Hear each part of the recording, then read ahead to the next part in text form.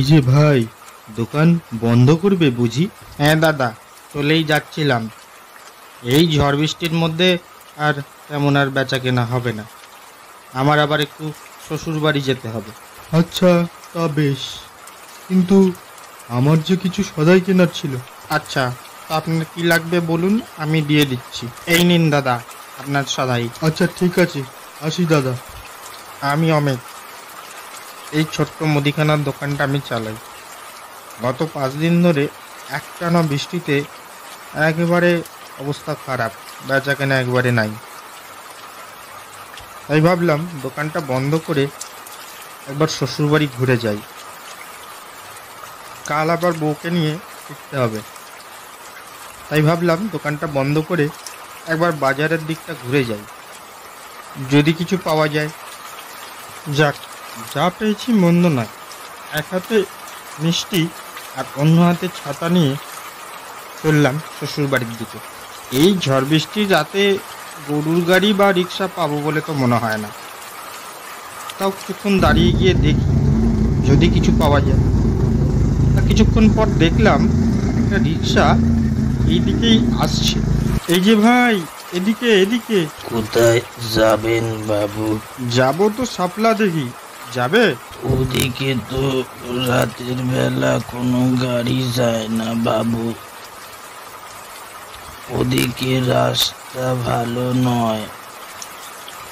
আপনি সামনে বটতলা পর্যন্ত যেতে পারেন, তারপরে বাকি পথটা আপনাকে হেঁটে যেতে হবে। হেঁটে যেতে হবে? আচ্ছা ঠিক আছে, তাই যাব। চলো। রিক্সায় উঠে বসলাম। রিক্সা চলতে শুরু করলো। আকাশটা ঘন কালো মেঘে ঢেকে গেছে, আর তার সাথে গুড়ি গুড়ি বৃষ্টি, মাঝে মাঝে বজ্রবিদ্যুৎ। বাবু নামুন, বটতলা এসে গেছে। ঠিক আছে, চললাম তবে আমি। সাবধানে যাবেন বাবু। শুনেছি এই পথে রাত্রির বেলা ডাকাতির ভয় থাকে, আর তাল গাছের পাশ দিয়ে যাবার সময় কেউ যদি আপনাকে পিছু ডাকে, পিছু ফিরে তাকাবেন না। তাকালে আপনার বিপদ হতে পারে। রিক্সাওয়ালা রিক্সা নিয়ে চলে গেল। হাতে মিষ্টি নিয়ে, ছাতা নিয়ে বৃষ্টির মধ্যে সামনের দিকে হেঁটে চলেছি। অন্ধকার রাত, একা একা ভয়ও করছে। আপন মনে হেঁটে চলেছি। হঠাৎ একটা আওয়াজ শুনতে পেলাম। সঙ্গে সঙ্গে পেছনে ঘুরে দেখি কিছুই নেই। একটু আগেও তো একবার একটা কিছু আওয়াজ শুনতে পেলাম বলে মনে হলো। মনের ভুল ভেবে আবার সামনের দিকে এগোতে থাকলাম। বেশ কিছুটা সামনে এগোবার পরেই আবার একটা যেন কিছু আওয়াজ শুনতে পেলাম বলে মনে হলো। পেছনে ঘুরে তাকাতেই দেখলাম সেই লোকটা না, যে সকালে আমার দোকানে এসেছিল। ও দাদা, আপনি এখানে? হ্যাঁ আমি, কিন্তু আপনি এদিকে কোথায় যাচ্ছেন? আগে সামনেই আমার শ্বশুর বাড়ি, আমি সেই দিকেই যাচ্ছি। কিন্তু আপনি এদিকে কোথায় যাচ্ছেন? আমার বাড়ি এই সামনের গ্রামেই। চলুন তবে একসাথেই যাওয়া যাক। লোকটার কথা শুনে মনে মনে একটু স্বস্তি পেলাম। যাক বাবা, পথ চলার জন্য একটা সঙ্গীতও পাওয়া গেল। লোকটার সাথে কথা বলতে বলতে এগিয়ে চললাম। দূরের বাড়িগুলো আর বড় বড় গাছ মনে কেমন যেন একটা ভয় ধরিয়ে দিচ্ছে। আচ্ছা, শুনেছি এই সামনের রাস্তাটা নাকি ভালো নয়। মাঝে মধ্যেই নাকি রাতের বেলা এদিকে ডাকাতি হয়। তো আপনি কি এই ব্যাপারে কিছু শুনেছেন? হ্যাঁ, ঠিকই বলেছেন। সামনের রাস্তাটা সত্যি ভালো নয়। দুজনে কথা বলতে বলতে এগিয়ে চললাম। হঠাৎই আমার পাশে থাকা লোকটি বলল, আচ্ছা, আপনি যান তবে, সামনেই আমার বাড়ি। আমি আসছি।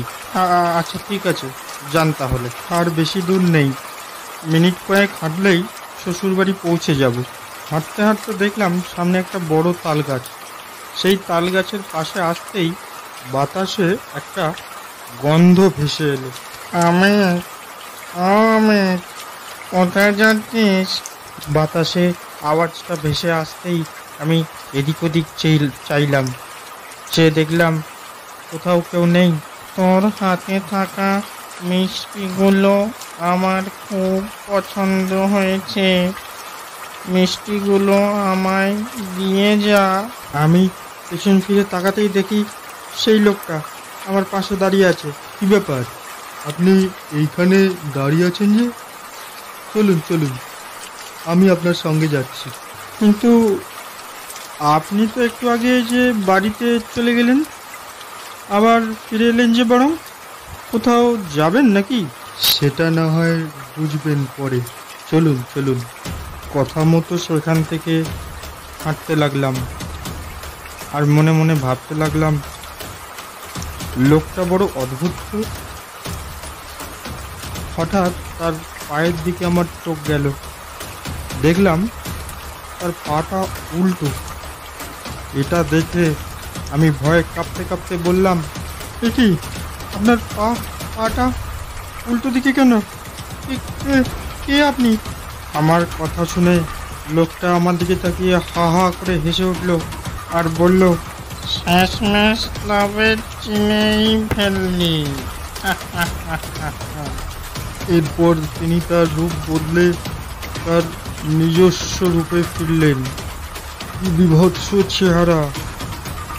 চোখগুলো পুরো সাদা, চুলগুলো উস্কো খুস্কো, তার গা থেকে পচা মাংসের গন্ধ বেরোচ্ছে। কিছুক্ষণ হতভম্ব হয়ে চেয়ে রইলাম তার দিকে, তারপরে সব কিছু ফেলে দিয়ে ঊর্ধ্বশ্বাসে দৌড় দিলাম। শরীরের সব বল এক জায়গায় করে ঊর্ধ্বশ্বাসে দৌড়তে লাগলাম, আর সেই প্রেতাত্মাও আমার পেছনে দৌড়তে থাকলো। দৌড়তে দৌড়তে কিছুক্ষণ পরে শ্বশুর বাড়ির সামনে এসে অজ্ঞান হয়ে পড়ে গেলাম।